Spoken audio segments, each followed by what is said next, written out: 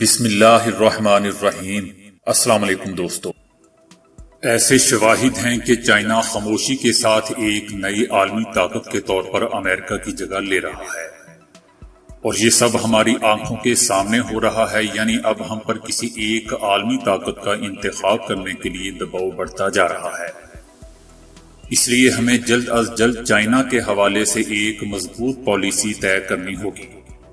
کہیں ایسا نہ ہو کہ ہمیں درست فیصلہ کرنے میں بہت دیر ہو جائے۔ یہ الفاظ دوستو نہ تو چائنا کے وزیر خارجہ کے ہیں اور نہ ہی یہ خیالات پاکستان سمیت کسی ایسے ملک کے حکومتی ترجمان کے ہیں جو چائنا کے ساتھ دوستی کا دم بھرنے کا دعوے دار ہے، بلکہ پوری دنیا کو خواب غفلت سے بیدار کرنے والے اور امریکہ کے اتحادیوں کے سروں پر کسی ہتھوڑے کی طرح برسنے والے یہ الفاظ یورپی یونین کے وزیر خارجہ جناب جوزف بوریل کے ہیں،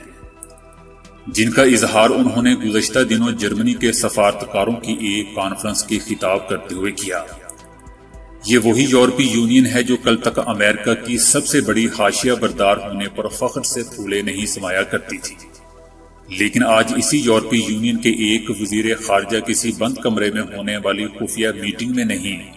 بلکہ عالمی ذرائع ابلاغ کے سامنے پورے یقین کے ساتھ ساری دنیا کو یہ بتانے بلکہ شاید سمجھانے کی کوشش کر رہے ہیں کہ امریکہ کے سر سے عالمی طاقت کا تاج کھس کر چین کے قدموں میں آ گرا ہے،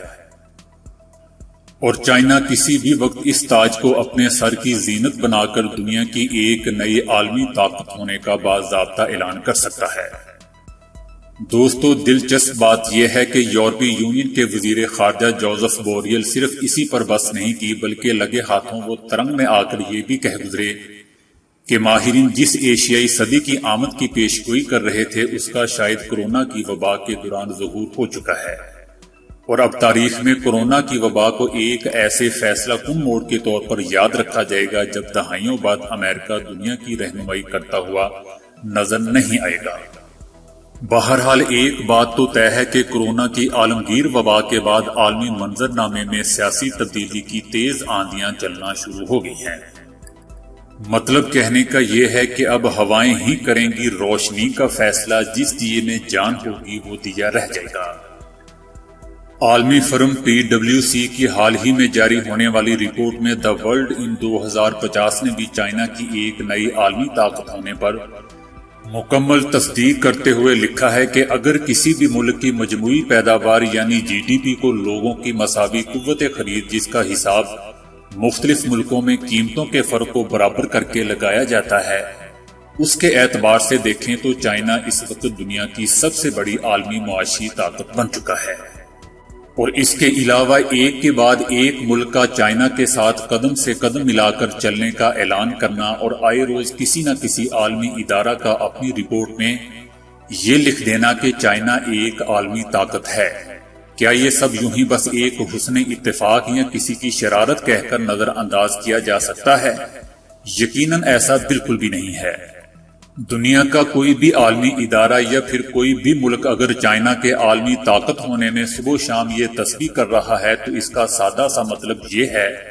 کہ دنیا رفتہ رفتہ جہاں چائنا کو نئی عالمی طاقت کے طور پر تسلیم کرتی جا رہی ہے، وہیں وہ اپنے ڈھکے چھپے لفظوں میں امریکہ کو بھی یہ باور کروانے کی کوشش کر رہی ہے کہ برائے مہربانی عالمی طاقت کا سنگھاسن خود ہی چھوڑ دیں، کہ برائے مہربانی عالمی طاقت کا یہ تاج خود ہی چھوڑ دیں، اسی میں آپ کی عزت ہے، وگرنہ کہیں ایسا نہ ہو کہ چائنا زبردستی یہ تاج آپ سے چھین لے، بالکل ویسے ہی جیسے کبھی آپ نے رشیا کے عالمی بادشاہت کے تخت کا تاراج کیا تھا۔ تو دوستو آج کے لیے اتنا ہی۔ ویڈیو کو لائک اور شیئر کرنے کا بہت بہت شکریہ۔